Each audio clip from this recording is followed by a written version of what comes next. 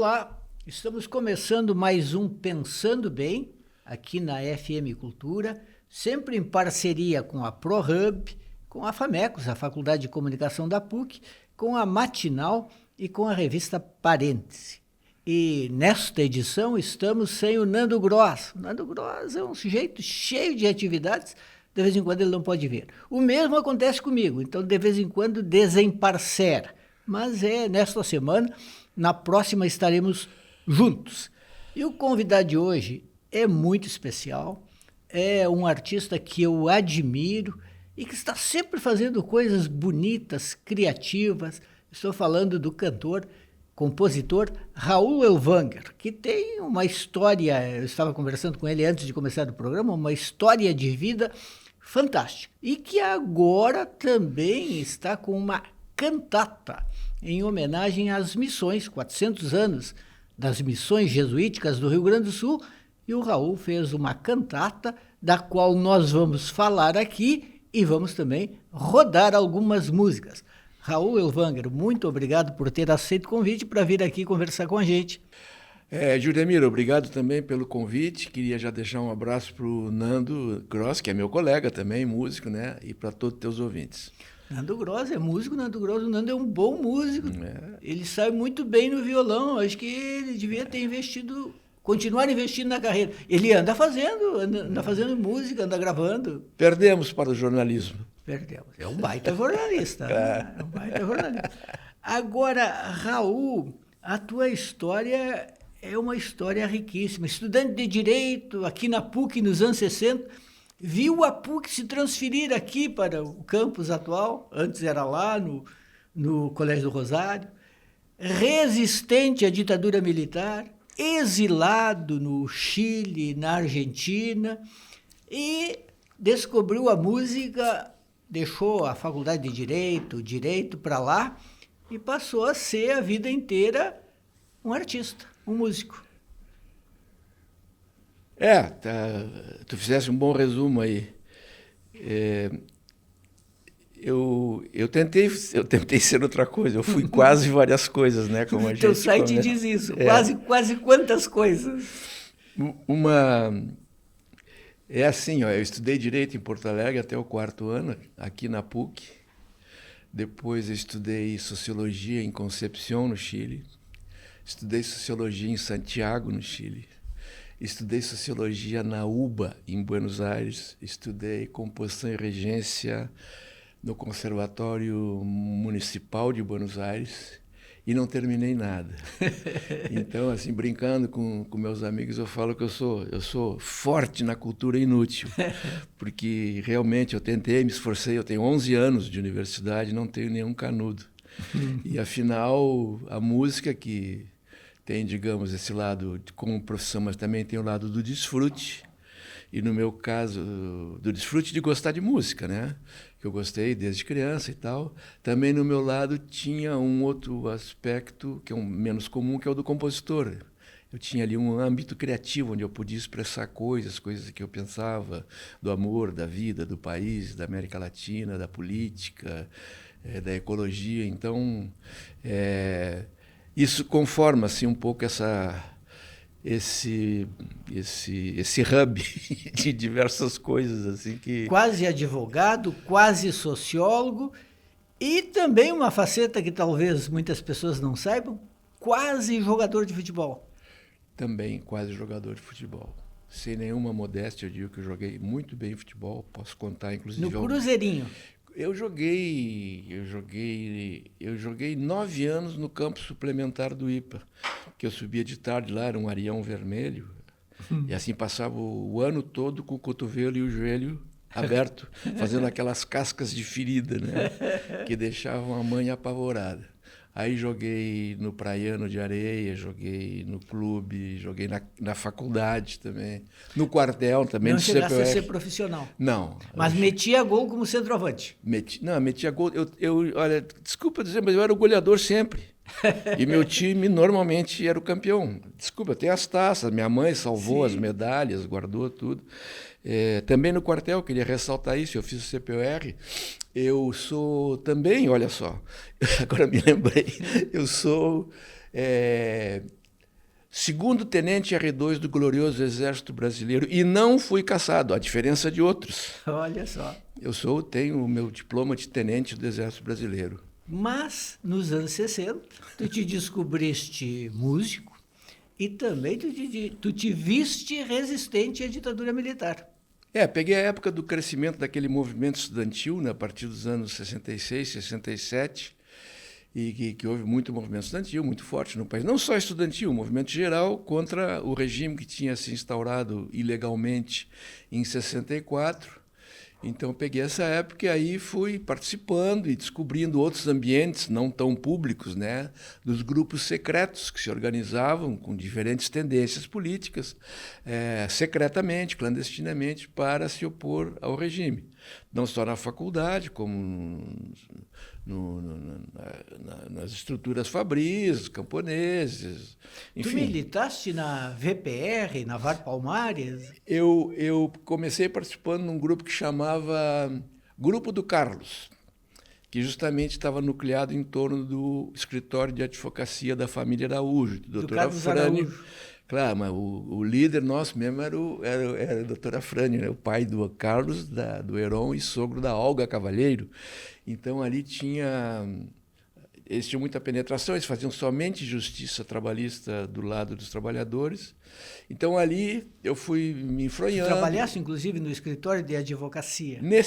Trabalhei em outros também antes, mas, né? Começaste nesse. Daí eu peguei firme, né? Bem em 68, quando eu tirei carteirinha da Ordem dos Advogados, já como solicitador acadêmico, que se chamava, eu podia então fazer alguns âmbitos de judiciais, eu podia participar, e podia participar na Justiça do Trabalho.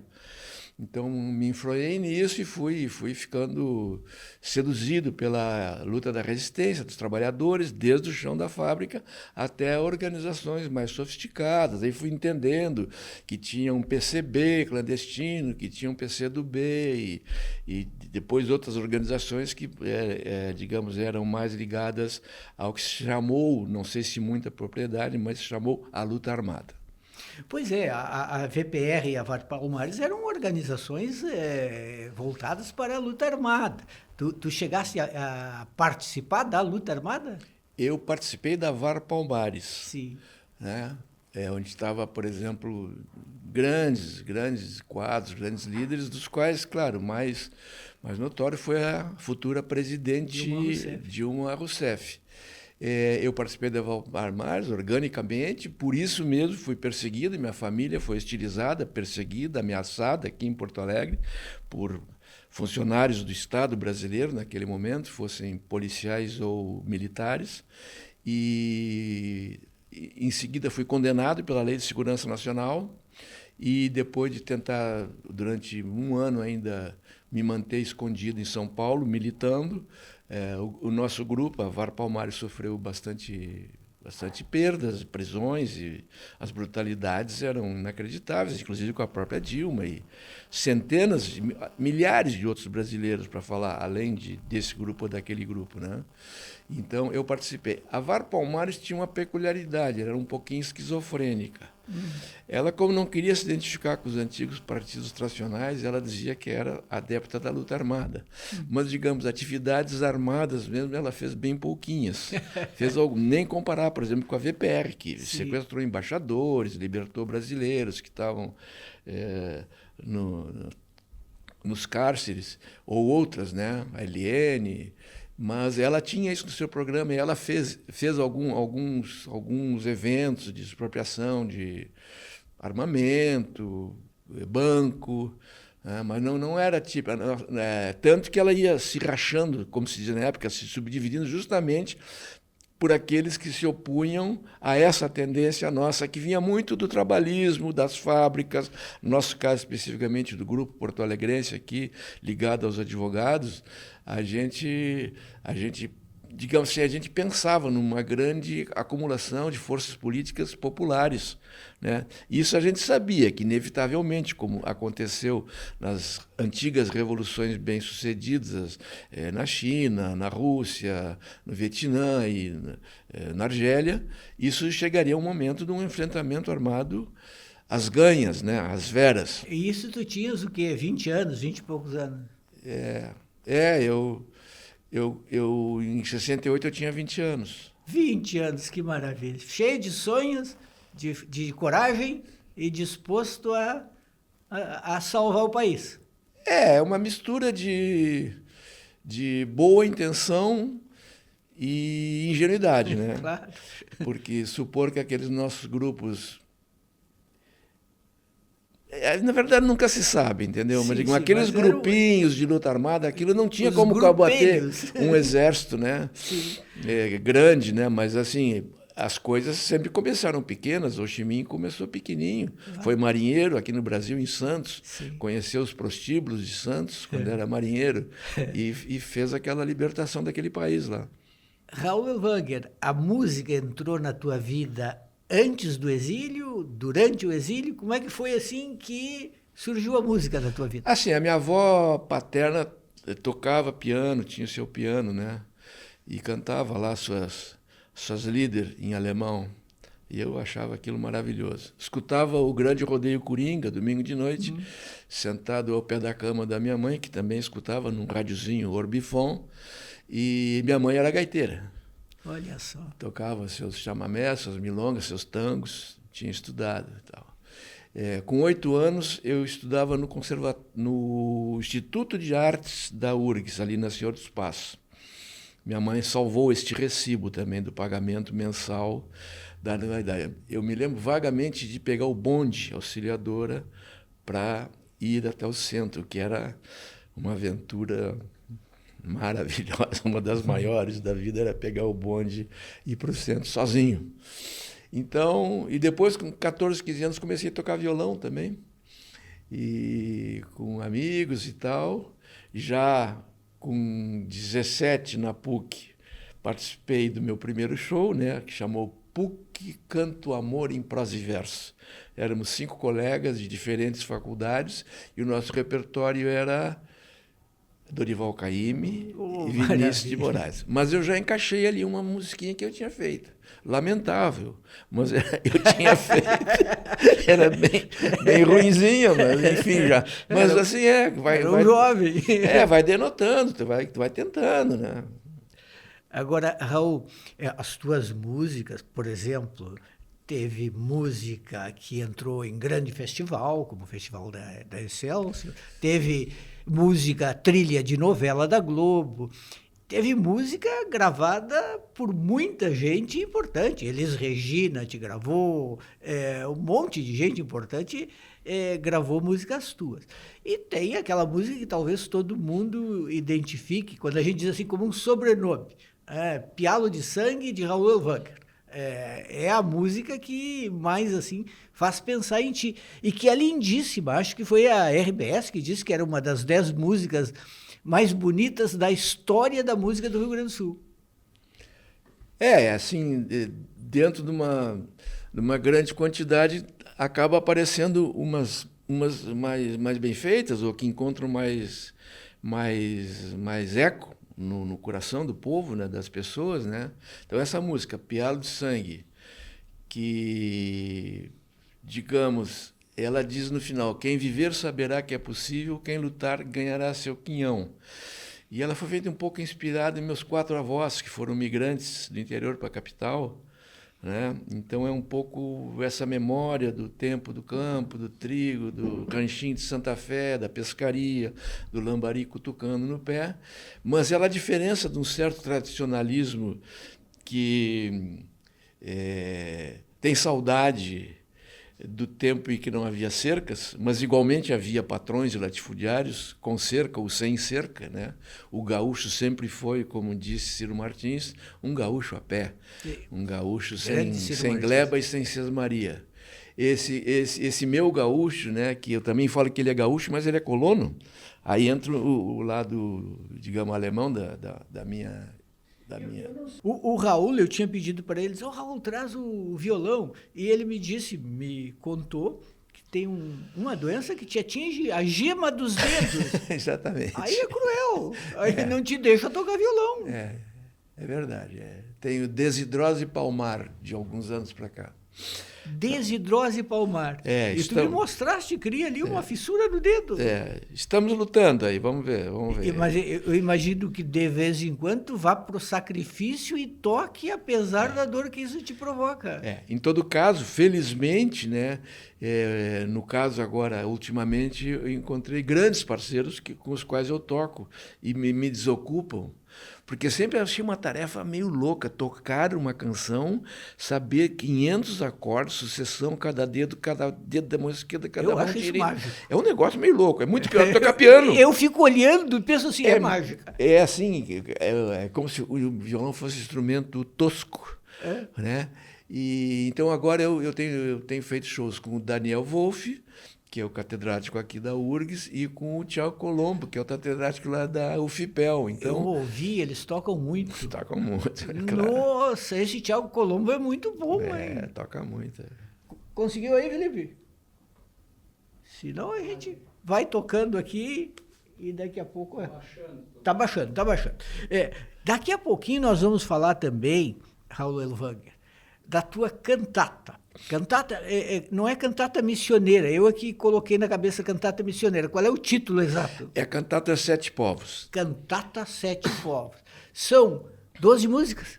São 12 canções. 12 canções. Eu ouvi todas, são lindíssimas.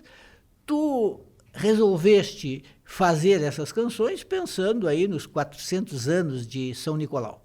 Quando eu tinha 15 anos... Eu estava no Colégio Anchieta antes de ser expulso de lá. Fosse expulso? Fui. Passar para o Rosário. Digamos, tem expulsões que te orgulham e outras que te envergonham. Essa fica no meio termo, porque eu admirei muito o ensino dos jesuítas. Em todo caso, nesse ano de 64, a minha turma fez uma excursão até Assunção do Paraguai de ônibus, organizada pelo Colégio Anchieta, que era lá na Duque de Caxias. E nós somos, imagina aquela gurizada, uma bagunça, que festa. Um violão, alguma cachaça escondida. e íamos indo assim de ônibus, não tinha asfalto, era um negócio de louco. Cruzando assim a noroeste, né, passando não sei para onde, Santa Rosa, Porto Xavier, balsa no Rio Paraná, balsa no Piratini, no Ijuí, balsa no Uruguai. Então foi uma descoberta desses sítios arqueológicos, porque a gente visitou São Miguel e depois visitou São Inácio Mini, e depois em Assunção também tivemos muitas atividades lá com o professor. Isso foi marcante para mim, e aquilo ficou grudado assim na minha memória e também no meu afeto, né? Porque o meu lado materno é todo missioneiro, são pessoas morenas, de cabelo liso e sobrancelhas grandes, e os dedos aqueles assim, que nem o Olívio Dutra faz, aquele dedão, que ele mostra, aquele dedão de missioneiro. Missioneiro. E ele tocava só com 2 notas e 2 dedos, esse meu avô Moura. Então, tocava violão, quer dizer.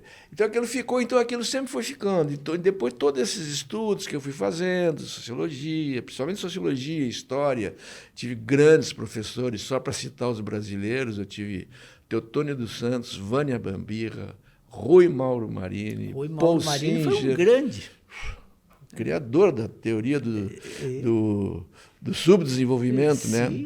Lá no Chile. E também em Buenos Aires também tive grandes professores, D'Alessio, Marim, caras que depois foram fazendo bibliografias, historiografias, e também estudei o weberianismo, que foi muito importante, foi muito bom, porque assim, porque isso aí é coisa dos conservadores, o Weber, sim, mas ele te ensina a raciocinar o raciocínio, né? E aliás, tu traduzias artigos de sociologia para uma revista, era uma maneira de ganhar um dinheirinho. Em Santiago, a situação no começo foi bem difícil. Eu morei primeiro em Concepción, depois mudei para Santiago. E a situação, assim, no começo estava bem difícil. E tinha um amigo meu, o Bob Metzger, uma família tradicional de bares e bistrôs aqui de Porto Alegre.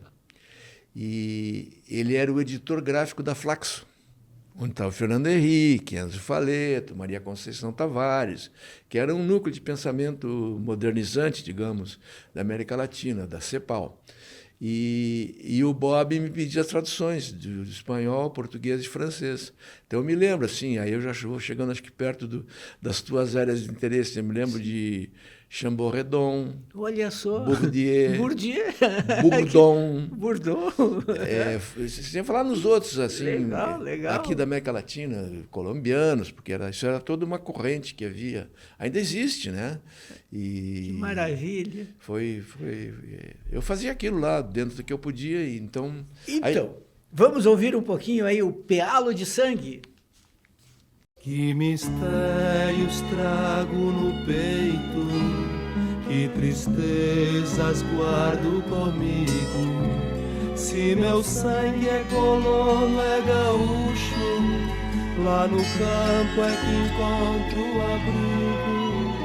O cheirinho da chuva na mata me piala, me puxa pra lá.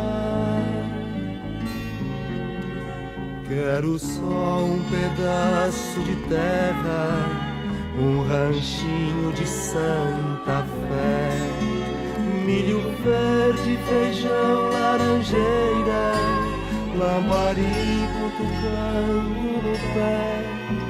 Noite alta, o luzeiro alumiando, um gaúcho sonhando de pé. Quando será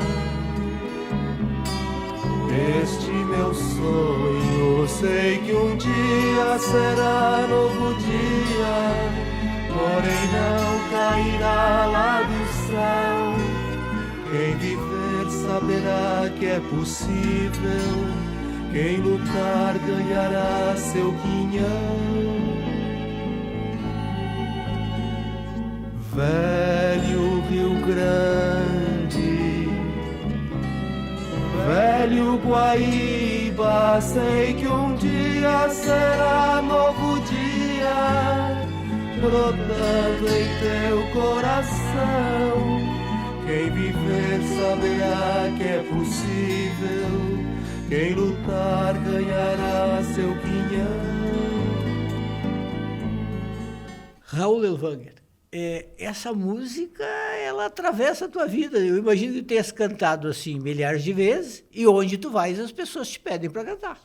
Sim, é a minha música mais conhecida e mais querida. E como tu comentou antes, ela, há uns 15 anos atrás, teve aqueles negócios de vote no jornal, não sei o quê, e eu nem morava aqui, eu morava em Santa Catarina, eu nem sabia desse concurso. E no final, um dia o Nelson Coelho de Castro me escreveu: pô, velho, parabéns, não sei o quê, não sei o quê. Eu digo: o que houve? Pô, tua música foi escolhida uma das 10 mais da história aí, junto com o Negrinho do Pastoreio e tantos outros clássicos assim que a gente admira. Merecido. Agora, conta para nós aí, depois nós vamos ouvir algumas músicas, da tua cantata. Como é que faz uma cantata? Como é que esse negócio vem assim para organizar? Tá certo, tá certo, tá certo. Eu divaguei um pouco naquela resposta. Deve ter um processo assim complexo, da primeira ideia até organizar tudo isso. Então aconteceu isso, eu fiquei assim, vamos dizer, não sei, 10, 20 ou 30 anos acumulando. E também no exterior eu conheci as cantatas cívicas, as missas criojas. Aqui no Rio Grande do Sul, inclusive, tem também uma missa crioula do padre Aripe, e da Argentina, a cantata Santa Maria do Iquique, do Chile, as cantatas da Semilla, de Violeta Parra. Então, lá fora tinha um pouco essa tradição. Depois, aqui no Brasil, também encontrei a cantata da Terra Sem Males, do padre, do Dom Dom Pedro Casaldáliga, onde, inclusive, participaram vários músicos aqui do Rio Grande do Sul, gravaram aquele disco, junto com Milton Nascimento, Peri Souza, César Pribe, daqui. Então, foi formando um grande acervo assim de conhecimentos, digamos, nada sistemático, não guardei papel e ia ficando aquilo. Aí não sei como, digamos assim, uns 10 ou 15 anos atrás, comecei a fazer uma coisa, depois outra, sem nenhum plano também. Quanto tempo para fazer as 12 músicas? Esse tempo ele é intercalado na vida da gente cotidiana, claro. Na viagem, na namorada, no filho, enfim, no médico. Então, mas assim, digamos, eu estou envolvido com isso há uns 15 anos. E queria ressaltar o seguinte detalhe. Olhando agora as 12 canções, elas formam como uma espécie de 12 cenas, elas são 12 cenas, retratam Sim, 12 assuntos. É isso que passa. Mexem ali, então ela é um pouco... Ela é cantata no sentido musical, né? Que ela adota essa forma do barroco europeu, que existiu aqui, né? Com os compositores jesuítas que moraram aqui no Rio Grande do Sul, como o Padre Zípoli, e aqui compôs. Então, eu fui fazendo coisas que dava na cabeça na hora, assim, de pegar o violão, o gravador, o papel, a partitura, escrever, a lápis, sem nenhum plano, é uma coisa assim notável que aconteceu. Aliás, eu faço as canções assim, não faço canção planejada, nunca fiz. Quando eu trabalhei como jinglista, eu fazia. O fato de ser sociólogo não atrapalhou esse aspecto fundamental para o artista, que é a intuição, é uma coisa menos racional. E claro, a cantata, digamos, modestamente, eu digo que ela está cheia de conhecimentos. Mas tem muito conhecimento. Sim, sim. Muito cheio. Vamos rodar, muita então, literatura argentina, sueca, a educação espiritual do padre Ruiz de Montoya, que eu li lá. Sim, sim. Tem muita coisa ali. Vamos rodar a terceira música, é isso? Vamos ver. Qual é o tema da terceira? O tema da terceira música é um elogio. A cantata começa com uma evocação dos deuses, né? Um pedido que o poeta pede ajuda dos deuses para ser feliz no seu intento. Depois ele fala do trabalho, bate o enxadão, e depois ele fala do indiozinho Cepé, onde ele descreve um pouco esse menino, na alegria dele corporal, nas matas e tal, mas já identifica nele os sinais daquele futuro alferes, na verdade um grande general, e um grande líder dos povos missioneiros. Então vamos lá, Felipe, vamos rodar a música número 3.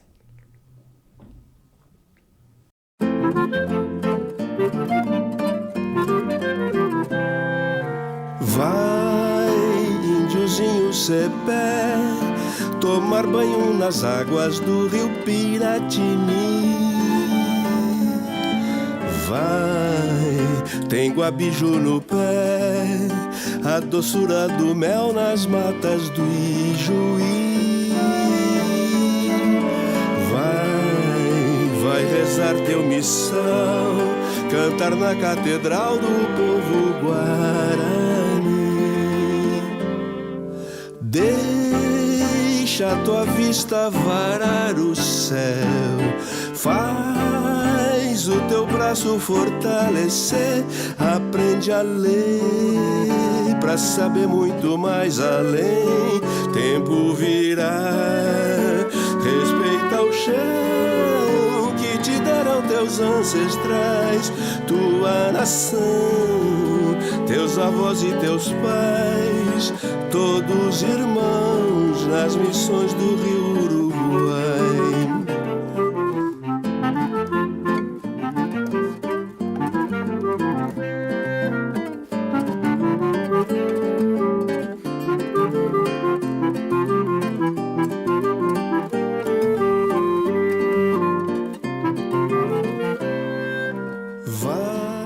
Raul Ellwanger, enquanto a gente rodava essa bela canção para os nossos ouvintes, o Raul aqui ficou a capela explicando, cantando a letra aqui para mim. O que vocês também, para quem olhar no YouTube, vocês verão. Nós temos imagens aqui ao mesmo tempo. Linda a canção, Raul, linda mesmo. É bonita. Faltou a segunda estrofe, né? Sim. A gente rodou um pedaço. Tá. A gente rodou um pedaço. Raul, me diz o que é que tu sentes hoje, assim, para ti, como intelectual? O que as missões jesuíticas representam? O tema é polêmico. Boa ou péssima pergunta, né? Depende. Nós fizemos uma apresentação na Fundação E-Carta, e depois teve debate com o público, e rolou um atrito bonito ali, né? Porque foi? Essa polêmica está, digamos, ela está desde o tempo dos jesuítas, né? Basta ver o destino que tiveram os jesuítas no século XVIII, né? Com as proibições, proscrições e na Europa inteira e aqui, que eles praticamente só puderam fugir para a Rússia, eu acho. Para ti, um homem de esquerda, que tem toda a tua história, qual é, hoje, assim, olhando para tudo isso, o que tu dizes? Porque, assim, eu me lembro bem, até escrevi isso outro dia, quando eu morava na França, eu conheci um escritor, Dominique Fernandez, que é hoje membro da Academia Francesa, e o Dominique Fernandez estava apaixonado, ele queria vir conhecer as missões. E ele dizia que tinha sido uma obra extraordinária, que tinha superado as condições do próprio tempo para tentar criar algo novo. E o meu amigo Décio Freitas, que deve ter conhecido muito bem, chegou a falar em socialismo missioneiro, o que os especialistas, historiadores, contestavam um pouco por horror ao comunismo e outro pouco por precisão conceitual, talvez. Para ti, o que foi aquilo? É difícil, é polêmico e...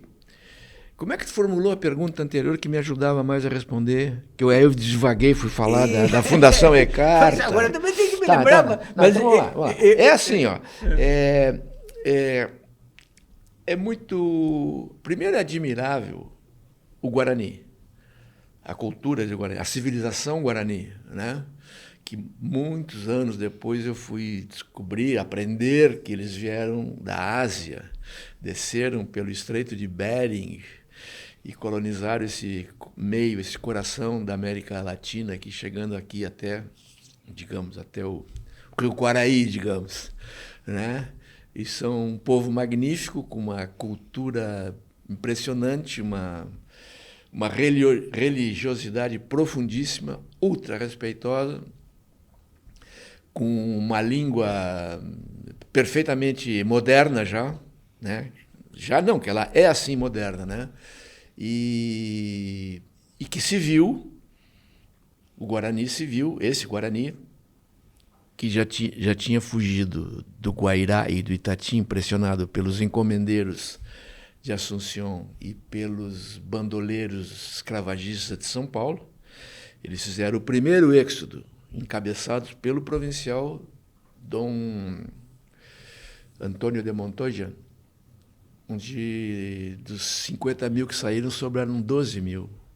Eles vieram descendo o Rio Paraná, inclusive as duas cataratas gigantescas, né, que havia naquele tempo, e se estabeleceram aí nesse Misiones, Argentina e tal, foram se espalhando, e em um certo momento, dentro da técnica deles de civilizacional, eles eram seminômades, então eles cultivavam durante 5, 6, 7 anos um lugar, depois deixavam esse lugar, a natureza recuperava, eles iam para uma outra terra fértil. Então eles eram nômades, coletores e plantadores, caçadores, estavam numa coisa intermediária. Aí pularam o Rio Uruguai e formaram as primeiras os 30 povos aqui, né, ainda no século XVI, aí é o começo, é 1626, com o Roque Gonzalez e os outros 2 colegas dele, e aí, devido aos ataques dos paulistas, eles foram embora de novo. Cruzaram o Rio Uruguai de novo, então já foi o terceiro êxodo, primeiro do Itatim para a Mediterrânea Argentina, de lá para cá. Povos inteiros se transplantando, como diz numa parte da canção, diz, como os hebreus no deserto, né? Assim, migrações totais, uma cultura andando. No meio da mata, com os tigres, as cobras, os mosquitos, toda aquela loucura, fome, doença, que não tinha tanta doença entre eles, as doenças vieram depois. Os europeus trouxeram. Então, eles fazem o terceiro êxodo, voltam para lá, mas eles deixaram aqui o gado. E esse gado ficou aqui. Quando eles voltaram, 40 anos depois, havia 5 milhões de cabeças no Rio Grande do Sul. Selvagens, né? Selvagem. Daí vem a palavra rincão. Sim. O rincão é o lugar que naturalmente cercava, pelo rio, pela mata. Então não era tão difícil apanhar esse gado.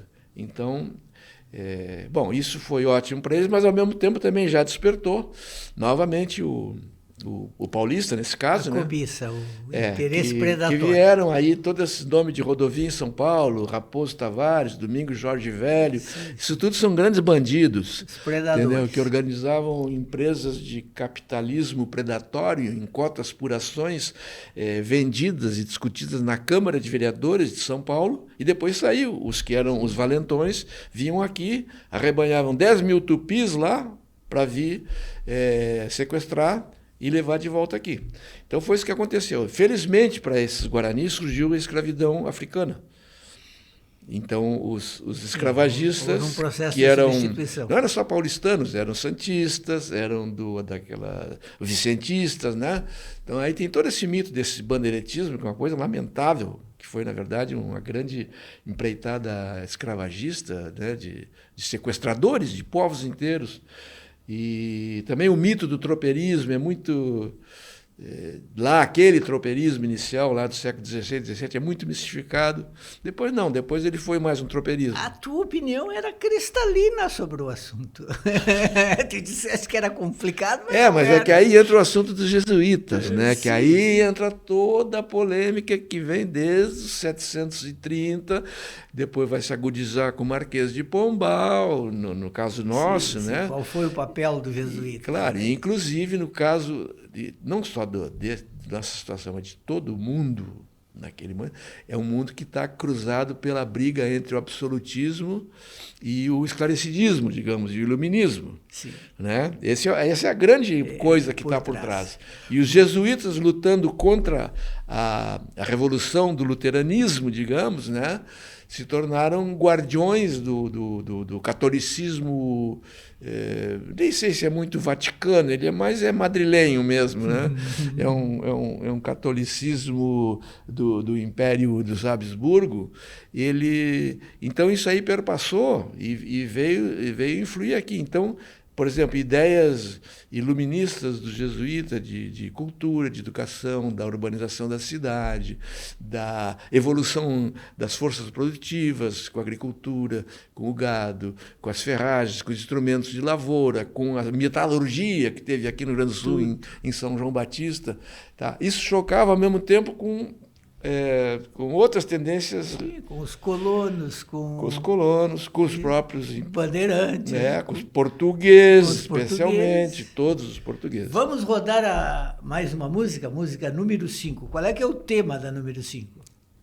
Bom, o tema casa com o que a gente estava falando, porque ela é a música, digamos, divertida da cantata, que é assim um pouco o indígena ironizando quando ele olha para o padre europeu. Então vamos lá, Vini, vamos rodar?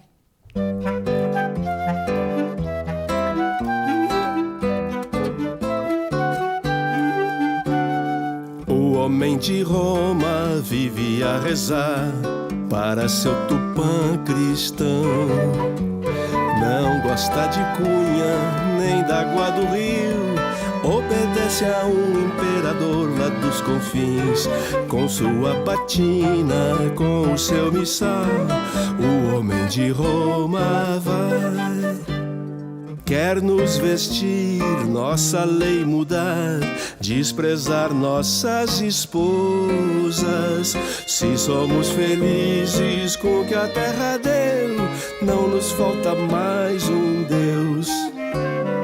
Com sua batina, com o seu missal, o homem de Roma vai. Adora a imagem de um sofredor, fala 7 linguagens. Não prova do vinho para se alegrar, se não tem um filho, como vai continuar? Com sua batina, com o seu missal, o homem de Roma vai. Arados, cavalos, anzóis, ferramentas, muito gado nas estâncias. Se sempre vivemos do que a vida quis, pra que tanto produzir? Com sua batina, com o seu missal, o homem de Roma vai. Com sua batina, com o seu missal, o homem de Roma vai. Muito bem. Assim, para contar um pouquinho assim, um pouco da aventura, né? Sim. Assim, por exemplo, essa música chamava O Homem de Preto. Ela tinha um pouco mais de ironia por causa da nossa música Os Homens de Preto. Os Homens de Preto. Lá, quando eu já estava lá feio e tudo, descobri que nas missões não havia cores.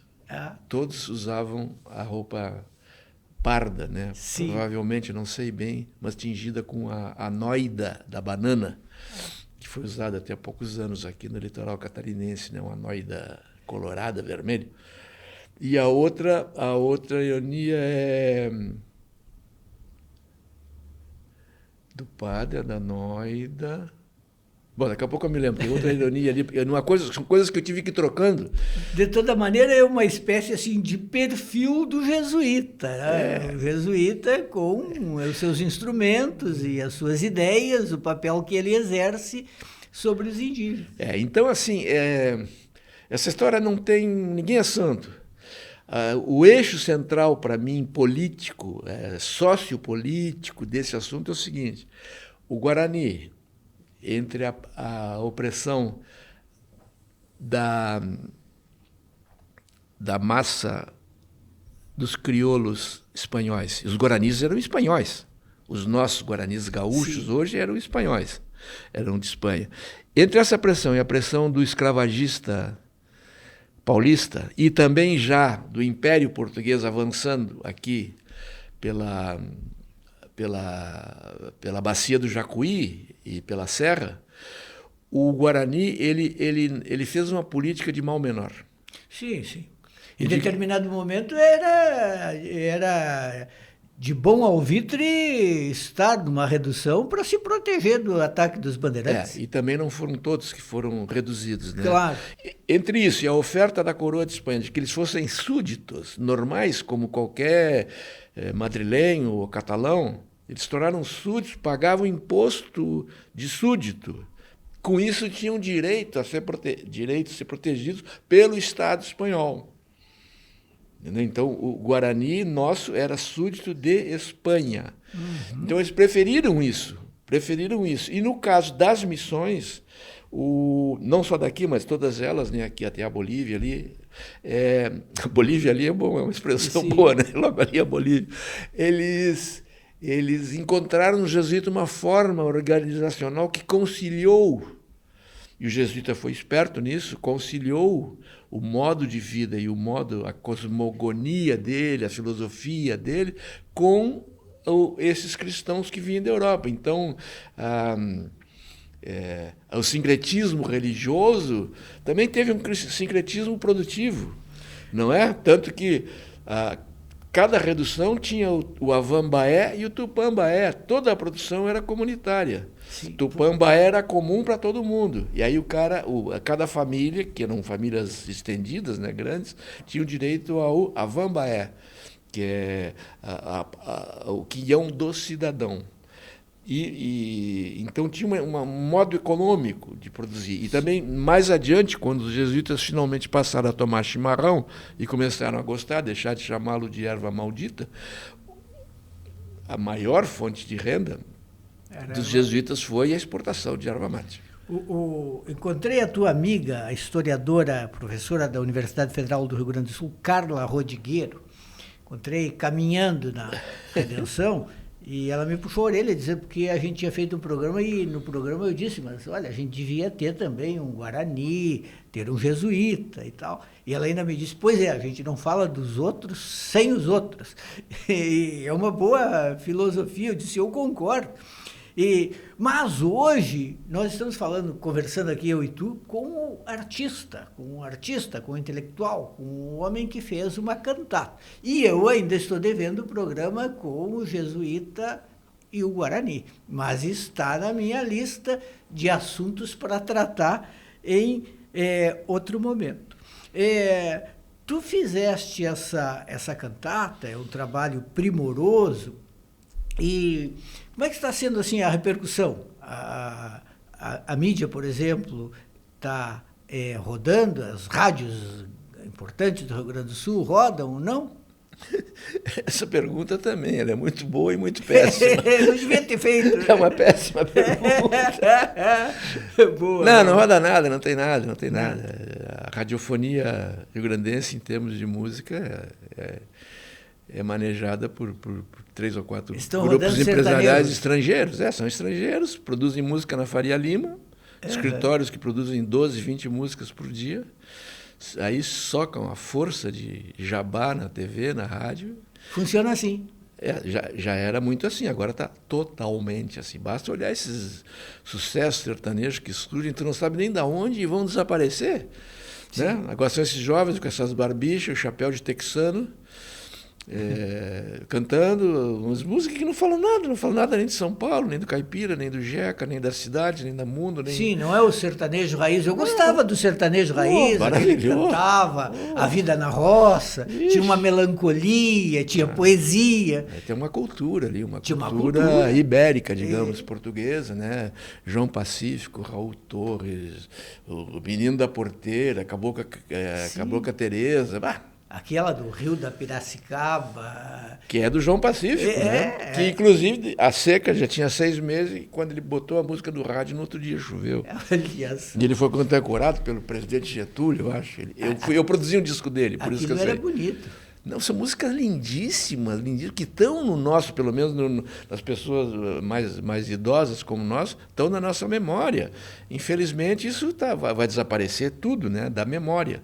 Então, esse mecanismo, ele não é só um mecanismo para ganhar dinheiro das gravadoras, ele é um mecanismo para lavar os cérebros e os corações. É uma lavagem. E ser artista num país assim, numa cultura assim, num mundo assim, é também uma maneira de resistência. Tu és um artista, tu vives da tua arte. E eu imagino que seja algo difícil. Digamos, eu sou artista regional, tá? Que conseguiu ter uma certa flutuação, participei de festivais, músicas importantes em novelas, música em em novela dá dinheiro? Não dá, não. Eles não pagam bem por usar a música? Não pagam bem por usar a música. Aumenta as vendas? Não, sim. Aí, como fator de divulgação, é muito importante. O que dava uma renda melhor era o cinema, porque aí é sobre borderô e tal. E outra coisa que dava era os shows ao vivo, né? A Beth Carvalho gravou uma música minha, eu só peço a Deus. Mercedes Sosa gravou música tua. Inclusive, uma delas foi com a Beth, justamente essa música, que é uma versão que eu fiz. Então, isso é um borderô de show ao vivo. Então, é uma grana legal, entendeu? Mas isso foi... Agora, com esses Spotify, esse tipo de coisa, não existe mais renda autoral como existia no caso que tocasse na Rádio Farroupilha, na Rádio Difusora, na Rádio Guaíba, essas rádios aqui que a gente cresceu ouvindo. Né? Não, isso não existe mais. Mas nesse caso da tua cantata dos 7 povos, o pessoal aí, as rádios estão dormindo do ponto, porque era para ser pauta, no mínimo, para muitas entrevistas em todas as rádios, nos programas culturais das rádios. Tu está falando de qual mundo? Qual é os programas culturais que tem? Estou falando do mundo que eu mesmo vivia até muitos anos atrás, em que a gente entrevistava as pessoas. Não tem nenhum programa cultural. A Rádio Gaúcha não tem nenhum programa cultural. A Rádio Farroupilha não tem nenhum. A Rádio Grenal não tem nada. Eu diria a Rádio Grenal, uma Rádio Gaúcha, Rádio Band, Rádio... Não tem. Rádio Guaíba. Não tem. Um programa como esse teu aqui, que nessa emissora, é um dos raros que tem no Rio Grande do Sul. Raríssimo. Aliás, parabéns, felicito. Nós agradecemos muito a FM Cultura, Nando e eu, por nos abrigar. Claro. A gente gosta muito de fazer e a oportunidade de entrevistar, de conversar com pessoas como tu, que contribuem enormemente para a grandeza da cultura do Rio Grande do Sul. Só para, assim, eu não gosto de ficar trocando elogio, tá? Assim, na situação que nós estamos aqui, mas, por exemplo... O pessoal lá estimou muito o fim do teu programa Rádio Guaíba. O pessoal ouvia aquilo, não, eu cheguei de carro agora, estava no carro, eu cheguei porque eu tinha que ouvir, não sei o quê. Era impressionante, entendeu? Sabe que eu me dei conta, e nós vamos rodar já a música número 12 da tua cantata, o programa está se aproximando do final.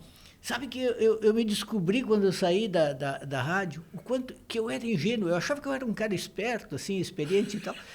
E eu me descobri que eu era ingênuo, sabe por quê, Raul? Hoje, como é uma coisa aqui em público. Eu achava, quando saí de lá, a gente tinha feito um programa legal. A Thaline ainda faz o programa e tudo. Era um programa legal que a gente fazia. Não por mim, mas pelo contexto todo. E eu achava que, apesar de tudo aquilo, iam surgir nas grandes rádios muitas oportunidades. Todas fecharam as portas. Claro. É incrível. Sim, claro. Quando o cara toma um carimbo, no meu caso me botaram um carimbo na testa de esquerdista, de petista, de comunista, aí tá morto. Vamos rodar, Felipe, a música número 12, então. Qual é o tema da número 12? O tema da número 12 é assim, as canções são 12 canções, cada uma é num ritmo latino-americano. Não só brasileiros, não só do Rio Grande do Sul. Essa é a última, ela é uma toada, ela é, digamos, irmã do pialo de sangue na levada musical. E ela é o brado de revolta, de protesto final, né, dizendo que essa terra aqui tem dono. Muito bem.